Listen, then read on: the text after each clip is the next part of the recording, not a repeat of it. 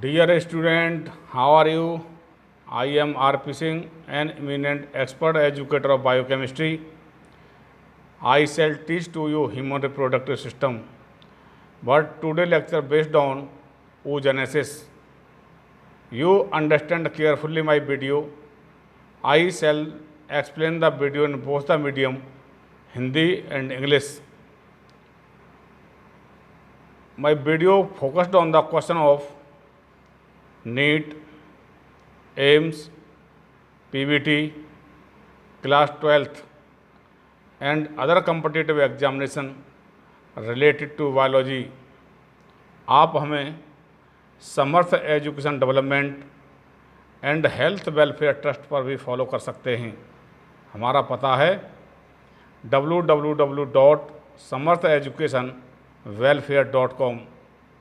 The aim of the trust is to provide free and quality education to deprived student according to RTE Act 2009.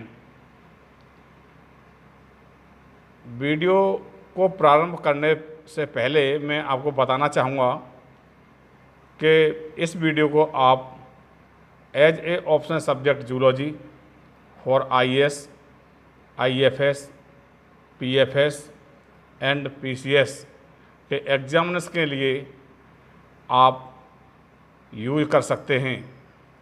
इस video का आप भरपूर फ़ायदा उठा सकते हैं। चलिए आपको मैं फर्स्ट स्लाइड पर लेकर चलता हूँ। आइए,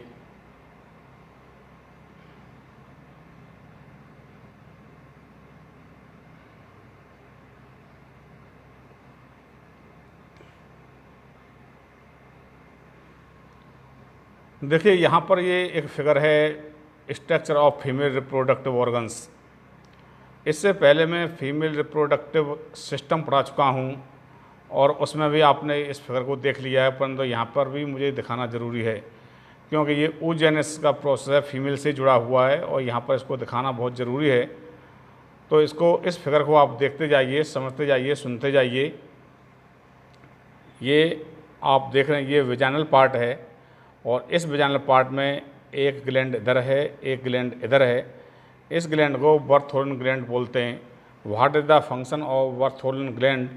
बर्थोलिन ग्लैंड मैंने आपको उसमें पढ़ाई थी, तो उसमें मैंने आपको उसका पूरा फंक्शन बता दिया था कि क्या है। ये विजाना है, ये विजाइनल पार्ट है, ये बर्थोलिन ग्लैंड है और ये बर्थोलिन ग्लैंड एक स्टिकी फ्लूइड का सिक्रेशन करती हैं और इस स्टिकी फ्लूइड जो सिक्रेशन है इसका कार्य क्या है? For the easy entry of penis into विजाना।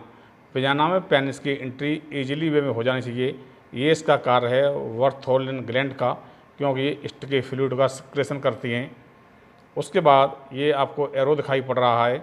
ये एरो क्या है? ये पार्ट है सर्विक्स का, कैनाल ऑफ सर्विक्स है। ये यूट्रस की ओपनिंग है इनटू विजाना या विजाना की ओपनिंग है इनटू यूट्रस। तो ये एरो जो दिखाई पड़ रहा है ये विजाना ओपनिंग होती है इसमें यूट्रस में और ये सीधा होता है, ये जो एरो दिखाई पड़ रहा है ये फैलोपियन ट्यूब है। फैलोपियन ट्यूब एंड में फनल शेप्ड हो जाती है। ये आप देख रहे हैं, ये कि इस साइड में दिखाई पड़ रही होगी आपको, ये फनल शेप्ड स्ट्रक्चर है और फनल शेप्ड स्ट्रक्चर में एक माइन्यूट फिंगर लाइक प्रोजेक्शन निकलते हैं। इस माइन्यूट फिंगर लाइक प्रोजेक्शन को आप क्या कहते हैं? फिम्ब्री बोलते हैं। फिम्ब्री ये लिखा हुआ है। ये यहाँ पर क्या है? ये ओवरी है। एक ओवरी इस साइड में है, लेफ़्ट और राइट। ये ओवरी लेफ़्ट साइड की है, ये ओवरी जो है राइट साइड की ओवरी है। आप इन दोनों ओवरी को देख रहे हैं। ओवरी में क्या होगा? ओवुलेशन होगा, एग का निर्माण होगा और उस एग का निर्माण होने के बाद ओवेरियन फॉलिकल्स जब रप्चर हो जाता है, रप्चर होने के बाद जो ओवम निकलता है, ओवम सीधा एंट्री करता है किसमें? फैलोपियन ट्यूब में। ये जो माइन्यूट फिंगर लाइक प्रोजेक्शन है इसको फिम्ब्री बोलते हैं। ये फिम्ब्री उसको कैप्चर कर लेते हैं और कैप्चर करने से ये कहाँ पहुँच जाता है? फैलोपियन ट्यूब में। यहाँ से इजी एंट्री ऑफ पेनिस होता है और यहाँ पर जो स्पर्मेटो जो होते हैं यहाँ से सीधे ये इधर आते हैं और यहाँ फैलोपियन ट्यूब में आकर के ये ओवम में एंट्री कर जाते हैं और यहाँ पर फर्टिलाइजेशन हो जाता है। अब यहाँ पर एक बात और समझने वाली बात है कि ये आखिरकार ये तो आपको मालूम पड़ रहा होगा यही ओवरी इसी साइड में ऐसा क्यों हुआ, वो इस साइड में भी हो सकता था। क्योंकि एक साइड में ही वो दोनों साइड में एक ही समय में दोनों साइड की ओवरी में भी हो सकता था। यहीं क्यों हो गया ऐसा, कि इसी साइड में क्यों ऐसा हुआ, इसके लिए आपको कोई भी कन्फ्यूजन होने की आवश्यकता नहीं है। ओवरी अल्टरनेट वर्क करती है और इस 1 मंथ में इस ओवरी में फर्टिलाइजेशन हुआ है तो नेक्स्ट ये ओवुलेशन इसमें हुआ तो नेक्स्ट मंथ में इसमें ओवुलेशन होगा। तो ये अल्टरनेट मेथड है, अल्टरनेट मेथड से ये चलता रहता है। तो ये आपने ये देख लिया, यहाँ पे ये यूट्रस है और यूट्रस में ये जो लेयर है ये एंडोमेट्रियम है। इसके अंदर वाली जो लेयर है उसको मायोमेट्रियम बोलते हैं। एंडोमेट्रियम और मायोमेट्रियम की जो लेयर है, आगे आपको मेंस्ट्रुअल साइकिल आएगा, मेंस्ट्रुअल साइकिल में बताते हैं ये क्या है, कैसे है, इसका क्या कार्य है। परंतु फिलहाल आपने इसके अंगों को देख लिया, ये रिप्रोडक्टिव ऑर्गन्स हैं, रिप्रोडक्टिव ऑर्गन्स को देख लिया आपने, इतना ही बहुत है। और आगे चलते हैं, आइए comes on the next slide, देखते हैं क्या है। तो आप जो है बहुत केयरफुल्ली इसको समझते जाइए। ये बहुत ही एक जटिल प्रोसेस है, क्योंकि ये इससे पहले मैंने आपको स्पर्मेटोजोआ पढ़ाया था, तो उसमें जो oogenesis है, oogenesis बहुत ही जटिल प्रोसेस है और स्पर्मेटोजेनेसिस इसके कंपेयर में बहुत स्मूथली प्रोसेस है, बहुत इजी प्रोसेस है, बहुत इजी वे में हो जाता है। परंतु ये जो oogenesis वाला प्रोसेस है ये बहुत इजी वे में नहीं होता, बहुत जटिल प्रोसेस है। इसको समझने के लिए आपको पूरा कंसंट्रेशन रखना होगा। आप मेरे ऊपर कंसंट्रेशन होकर के मेरी बात को सुनिए, समझिए मैं क्या कह रहा हूँ, उसको आप समझते जाइए। तो सबसे पहले स्पर्मेटोजेनेसिस को मैंने देखा, तो स्पर्मेटोजेनेसिस बिफोर बर्थ होने वाली घटना है। प्यूबर्टी के टाइम पर ही ये घटना घटती है, स्टार्ट होती है। Near about 12 year of age, 11 या 13 ईयर एज पर ही ये घटना घटती है। परंतु oogenesis ये एक ऐसा प्रोसेस है, ये बिफोर बर्थ शुरू हो जाता है। आप उसको यहाँ देखते जाइए, 6 to 7 week fetus oogenesis start. जब फीटस 6 to 7 वीक्स का होता है oogenesis स्टार्ट हो जाती है। oogonia मल्टीप्लाई कर जाए, oogonia मल्टीप्लाई, ये oogonia मल्टीप्लाई कर जाते हैं बाई माइटोटिकली मल्टीप्लाई कर जाते हैं। और eight the time of 20 weeks, जब 20 वीक्स का फीटस होता है उस समय हम देखते हैं कि 6 to 7 मिलियंस oogonia उसके अंदर बन के तैयार हो जाते हैं। अब आप ये अंदाज़ा लगाइए, 20 वीक्स का जब फीटस है, 20 वीक्स फीटस यानी 1 मंथ में 4 वीक होते हैं, तो ऐसे हम इसका अंदाज़ा लगाएंगे तो ये 5 मंथ्स का फीटस होता है। जब फीटस 5 मंथ का है तो उसमें 6 to 7 मिलियंस oogonia बन के तैयार हो जाते हैं। उसके बाद माइटोसिस स्टॉप हो जाता है, क्लोज हो जाता है। और जब eight the time of birth जब हम देखते हैं तो eight the time of birth क्या दिखाई पड़ता है, 2 मिलियंस oogonia आपको यहाँ दिखाई पड़ रहे हैं कि oogonia 2 मिलियंस हैं। शेष oogonia कहाँ चले गए उसको देखिए, वो या तो डाई हो जाते हैं या डीजनरेट हो जाते हैं, डाई एंड डीजनरेट हो जाते हैं, डिस्ट्रॉय हो जाते हैं। और इससे जब हम और आगे आते हैं तो ये प्यूबर्टी की एज आ जाती है, एज ऑफ प्यूबर्टी। और एज ऑफ प्यूबर्टी में 60 to 80,000 प्राइमरी स्पर्मेटोसाइट ही बन के तैयार होते हैं। जब नियर अबाउट 12 और 13 ईयर एज पर जब मालूम पड़ा कि कितने हैं, ये 60 to 80,000 प्राइमरी oocytes बन के तैयार हो जाते हैं। अब आप यहाँ देखिए कि ये कैसा जटिल प्रोसेस है कि 6 to 8 वीक से स्टार्ट हुआ था और 20 वीक्स पर oogonia की जो संख्या थी 6 to 7 मिलियन थी। और eight the time of birth इनकी जो संख्या थी 2 मिलियन थी। और eight the time of puberty 60 to 80,000 of primary oocyte ही बन के तैयार हो जाते हैं। और इन प्राइमरी oocytes में क्या होगा कि मियोसिस फर्स्ट होगा और ये प्राइमरी oocytes अरेस्ट कर लिए जाते हैं प्रोफेज फर्स्ट में। प्रोफेज फर्स्ट की लेप्टोटीन स्टेज होती है, उसमें इसको अरेस्ट कर दिया जाता है। तो इसमें लेप्टोटीन, जाइगोटीन, पैकेटीन, डिप्लोटीन और डाइकाइनेसिस ये स्टेज होती हैं। उसमें से ये लेप्टोटीन में अरेस्ट कर लिए जाते हैं और अरेस्ट होने से इनका मियोसिस फर्स्ट देखते हैं। मियोसिस फर्स्ट कंप्लीट कैसे होगा, प्राइमरी oocyte में मियोसिस फर्स्ट कंप्लीट कैसे होगा, क्योंकि ये यहाँ पर ये अरेस्टेड हैं और ये रुके हुए हैं, अरेस्ट हो गई ये लेप्टोटीन में।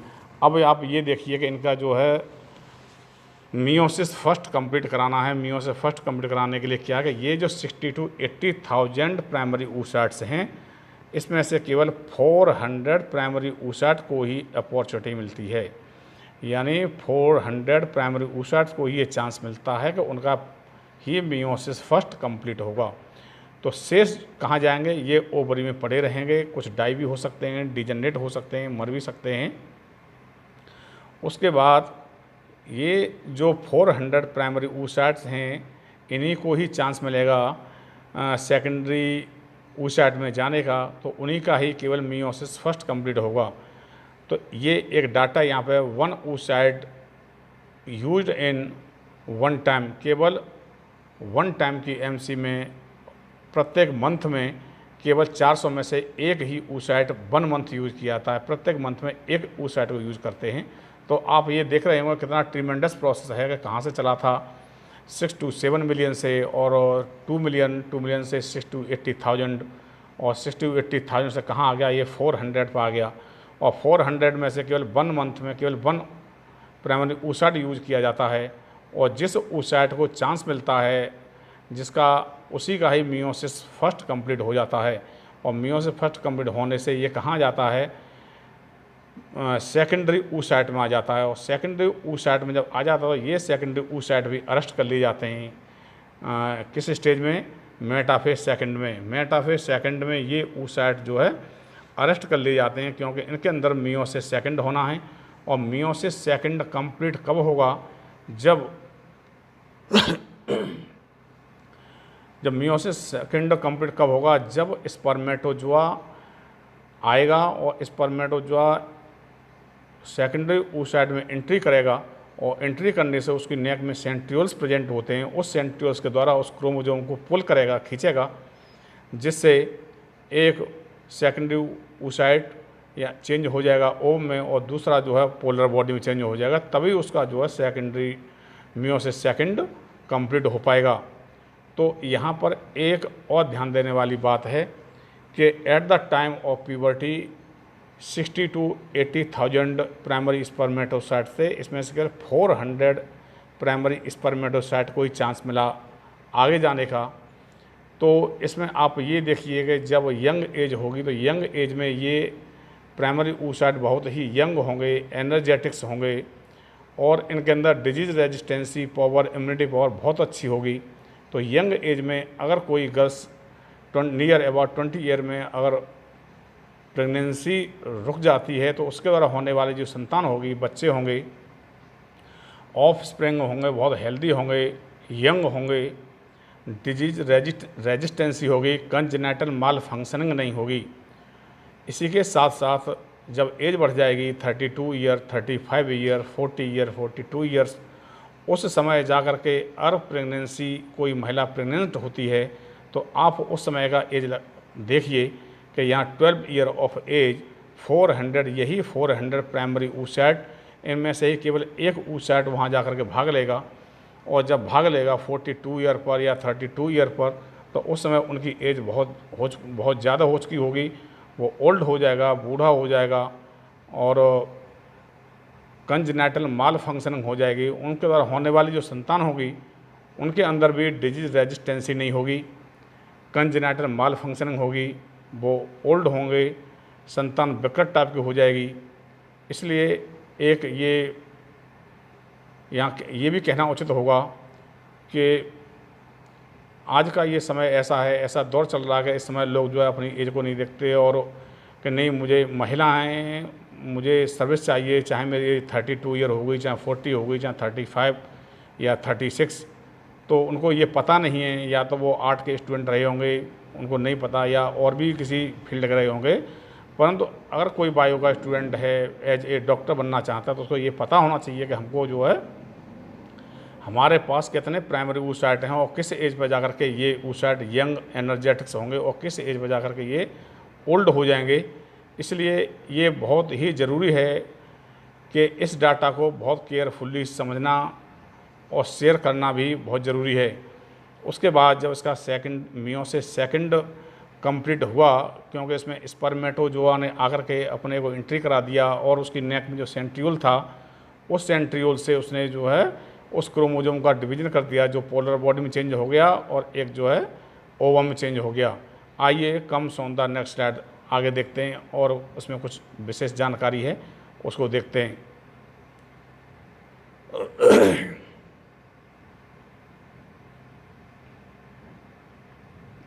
ये आप देख रहे हैं, ये ओवरी का फिगर है, ये ओवरी है। इस ओवरी को ही मैंने जो उसमें आपको बता दिया था फीमेल रिप्रोडक्टिव सिस्टम में, फिर भी आप इसको देख लो। ये इसमें 2 पार्ट होते हैं, कॉर्टेक्स एंड मेडुला। तो ये जो आप देख रहे हैं ये जर्म सेल हैं, ये जर्म लेयर है। इस जर्म लेयर में माइटोटिक डिवीजन होता है और इससे ये जो है प्राइमोर्डियल फॉलिकल्स बन के तैयार होते हैं। ये primordial follicles change into primary oocyte, primary follicles change into secondary follicles, secondary follicles change into tertiary follicles. ये टर्शियरी फॉलिकल्स में चेंज हो जाते हैं। आगे चल के और इसका मैचुरेशन होगा तो ये मैच्योर फॉलिकल में चेंज हो जाते हैं और मैच्योर फॉलिकल में ही oocyte ये है, ये oocyte बन के तैयार हो गया। इसके बाद ये mature follicle change into Graafian follicles. ये ग्राफियन फॉलिकल्स फट जाता है, रप्चर हो जाता है और रप्चर होने से इसमें से जो है ओवुलेशन हो जाएगा और ओवम जो है सेकेंडरी oocyte निकल के बाहर आ जाता है। सेकेंडरी oocyte जब बाहर आ जाएगा तो सेकेंडरी oocyte का मियोसिस सेकंड कंप्लीट होगा। मियोसिस सेकंड कंप्लीट होने के लिए मैंने आपको बता दिया था कि जब तक पत्नी को पते लेने नहीं आएगा तब तक उसका मियोसिस सेकंड कंप्लीट नहीं होगा।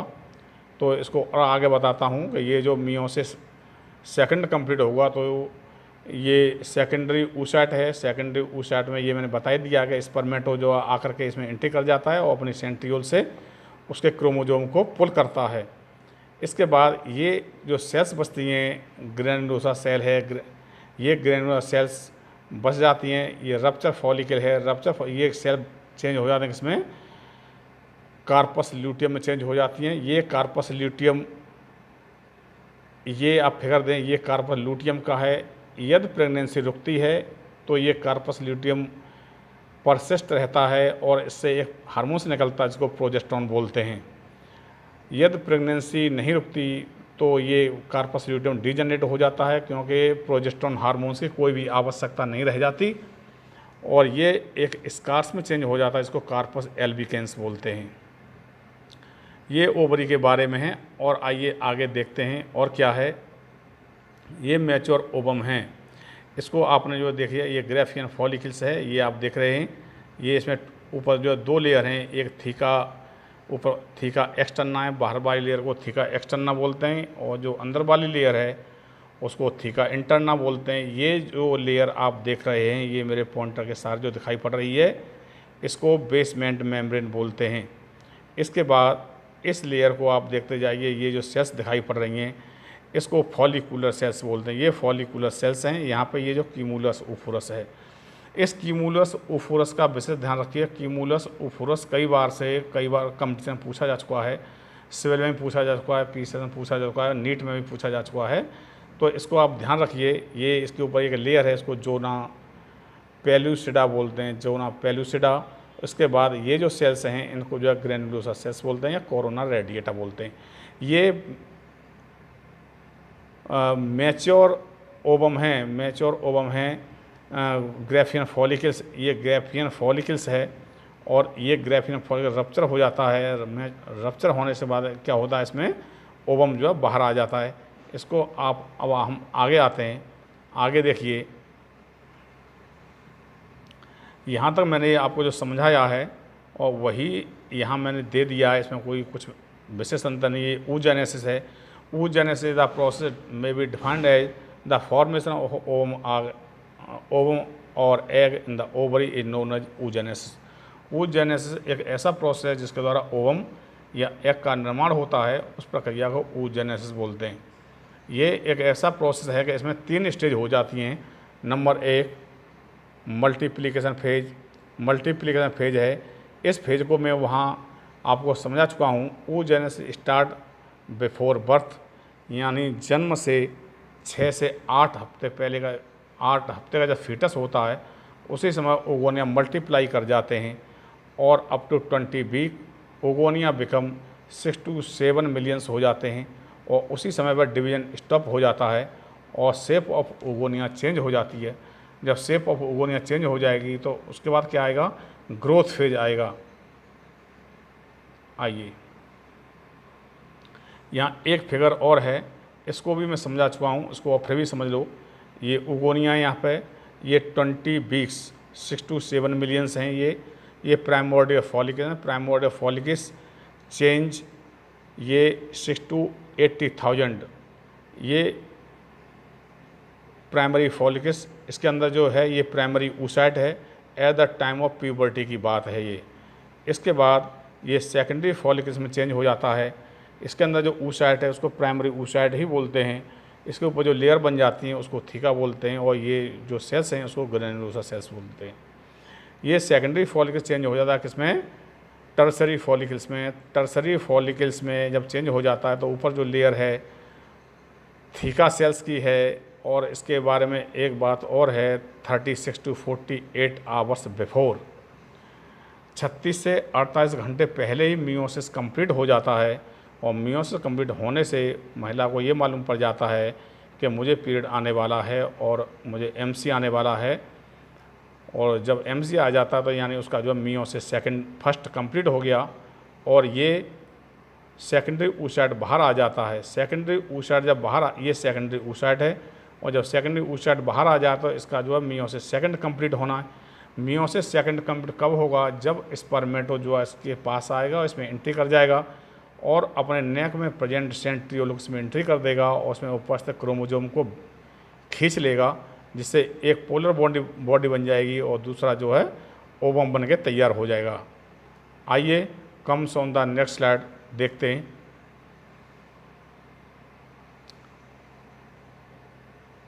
Eight the time of birth 2 millions oogonia living and remain die and degenerate. जब जन्म के समय पर केवल 2 मिलियंस ओगोनिया जीवित रहते हैं, शेष जो है कहाँ चले जाते हैं, डाई एंड डिजनरेट हो जाते हैं। इस स्टेज को हम फॉलिकुलर एट्रेसिया बोलते हैं। इसको ध्यान रखिए, फॉलिकुलर एट्रेसिया। ये जो यहाँ पे जो लिखा हुआ है कोई अलग से नहीं है, ये जो केवल मैं आपको मौके बता चुका हूँ वही है, फॉलिकुलर एट्रेसिया। इसको फॉलिकुलर एट्रेसिया बोलते हैं। Follicular atresia at the puberty 60,000 to 80,000 become functional and arrested at the leptotene. जो प्राइमरी ऊसाइट हैं इनको अरेस्ट कर लिया जाता है लेप्टोटीन में, प्रोफेज फर्स्ट के लेप्टोटीन में। तो उसको it is called primary oocyte and remain die and degenerate. इसके बाद ग्रोथ फेज आ जाती है।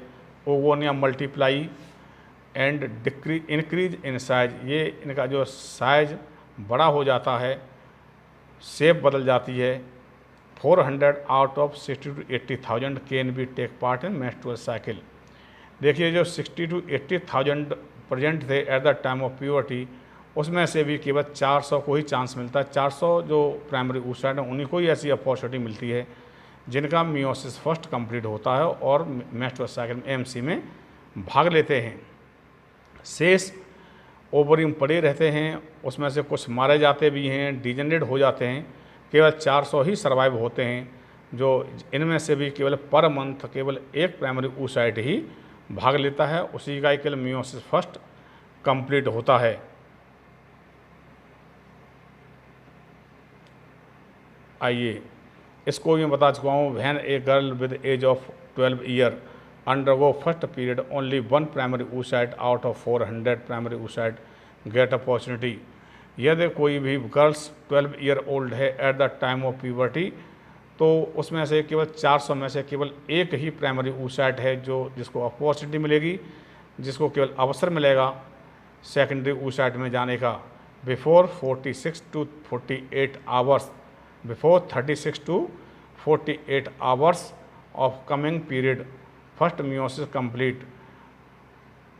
मियोसिस फर्स्ट कंप्लीट 36 से 48 घंटे पहले ही गर्ल्स को मालूम पड़ जाता है कि मुझे पीरियड आने वाला है, क्योंकि उसका मियोसिस फर्स्ट कंप्लीट हो जाता है। अब आइए अंत वाली फेज है, मैचुरेशन फेज बोलते हैं इसको। Primary oocyte change into secondary oocyte. Primary oocyte secondary oocyte में चेंज हो जाती है when arrested at the age of metaphase second, और इसको भी मेटाफेज सेकंड में अरेस्ट कर लिया जाता है। और इसको भी आगे नहीं बढ़ने दिया जाएगा, क्योंकि इनका जब तक मियोसिस सेकंड कंप्लीट नहीं होगा तब तक ये आगे नहीं जा सकते हैं। अब मियोसिस सेकंड कंप्लीट कब होगा, कैसे होगा, उसको आप देखिए। आइए देखते हैं। ये मैं पहले बता चुका था कि स्पर्मेटोजोआ जब सेकेंडरी स्पर्मेटोसाइट के पास आएगा और उसमें एंट्री कर जाएगा और उसकी नेक में उपस्थित सेंट्रियोल्स जब उसके क्रोमोसोम को पुल करेगी तभी उसका मियोसिस सेकंड कंप्लीट होगा। When spermatozoa comes enter the one centrioles into the secondary oocyte and pull the chromosome, ये मैं आपको बता चुका हूँ, उसके क्रोमोजोम पुल करेगा। After that secondary oocyte divide into mature ovum, तभी सेकेंडरी oocyte मैच्योर ओवम में जाके बदल जाएगी and second polar body meiosis second complete हो जाता है। मियोसिस सेकंड कंप्लीट होने से ही वो कंप्लीट ओवम बन जाता है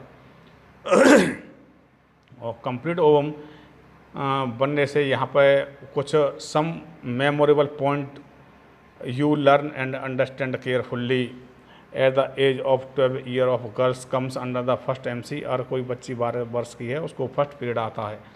वैन पॉइंट इमर्ज, कुछ पॉइंट इमर्ज करते हैं, कुछ इंपॉर्टेंट पॉइंट हैं।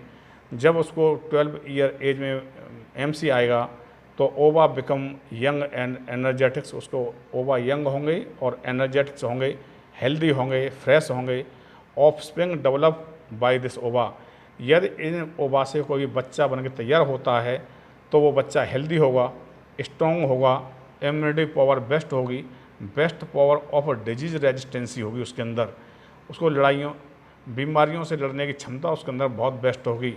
If a woman with age of 32 years only one primary oocyte take part in the ovulation, ये है when if a woman with a age of 32 year, यदि कोई महिला है उसकी एज ऑफ 32 ईयर है, only one primary oocyte take part in the ovulation, 400 में से कोई एक प्राइमरी oocyte ही उसमें से भाग लेगा। At the age of 32 year primary oocyte जब भाग लेगा तो ये 400 प्राइमरी oocyte हैं उस समय बने थे जब उसकी एज 12 वर्ष थी, और जब 32 ईयर एज हो गई उस समय जा कर के इसने भाग लिया तो उस समय ये एज हो जाएंगे, ओल्ड हो जाएंगे, बूढ़े हो जाएंगे और कंजेनाइटल माल फंक्शनिंग हो जाएगी, इनके अंदर बहुत सी बीमारियां पैदा हो जाएगी और इनके द्वारा, इसलिए therefore less chance of conceive, इसीलिए बड़ी उम्र में जाकर के महिलाओं में बच्चे होने की समस्या खड़ी हो जाती है और वो जो जल्दी प्रेग्नेंट नहीं होती। और इनसे उत्पन्न होने वाले, यदि वो हो भी जाती हैं तो इनसे उत्पन्न होने वाले बच्चे बीमारियों से ग्रस्त होंगे, कंजेनाइटल माल फंक्शनिंग होंगे, ओल्ड जैसे लगेंगे। एक ये यहाँ मजाक के तौर पर, मैं मजाक नहीं, ये सत्य है कि आज के समय में बहुत सी फीमेल्स सर्विस के चक्कर में 32 ईयर, 42 ईयर, 36, 35 ईयर एज हो जाती हैं, परंतु उनको ये पता नहीं है आगे हमको प्रेगनेंसी में कितनी दिक्कत आएगी। वो इस बात को जानती नहीं है, या तो वो आर्ट स्टूडेंट होगी या साइंस स्टूडेंट हो, तब भी उनको पता नहीं है। तो इस बात को समझना चाहिए क्या है ये।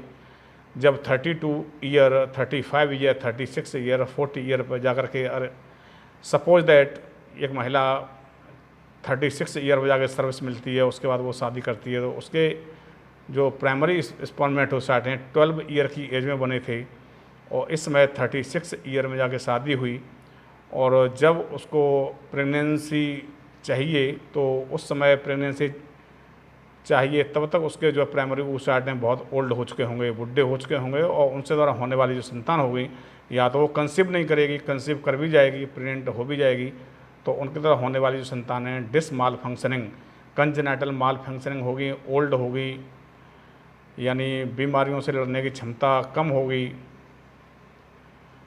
गूंगे हो सकते हैं, बहरे हो सकते हैं। At the age of 35 year and 40 years, 42 years same process take place. ये मैंने आपको बता चुका हूँ कि ये बहुत ही घातक है, क्योंकि ये हर मंथ नहीं बनते।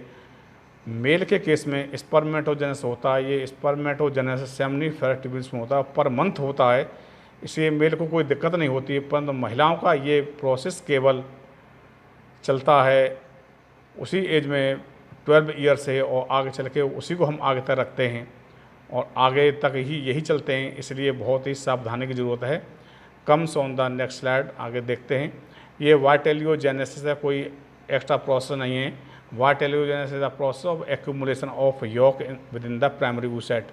प्राइमरी oocyte में यॉक का इकट्ठा होना ही वाइटेलियोजेनेसिस कहलाता है। Yolk is called deutoplasm. इस यॉक को हम क्या बोलते हैं? ड्यूटोप्लाज्म है। इसलिए ये आपने इतना पढ़ा, ये बहुत ही जटिल प्रोसेस है और आगे चल के हार्मोनल कंट्रोल है। हार्मोनल कंट्रोल को मैं oogenesis, menstrual cycle and implantation, उसमें बताऊंगा मेंस्ट्रुअल साइकिल क्या होता है। तो यहाँ तक आप उसको बहुत केयरफुल्ली, और मैं शायद समझता हूँ यहाँ से 98% क्वेश्चन आपको मिलेंगे। 100% क्वेश्चन की कोई गारंटी नहीं होती है, एक दो क्वेश्चन तो कहीं से भी आ सकते हैं और हो सकता है वो भी 100% क्वेश्चन भी मिल सकते हैं, ऐसी कोई बात नहीं है। फिर भी आप जो है 98 क्वेश्चन यहाँ से आप उठा सकते हैं। और इस वीडियो को आप जो है as a civil IAFS forest examination के लिए भी यूज कर सकते हैं। इसलिए आप पढ़ते जाइए, लिखते जाइए और इम्पोर्टेंट पॉइंट को नोट्स करते जाइए। Thanks for watching. Okay, thank you.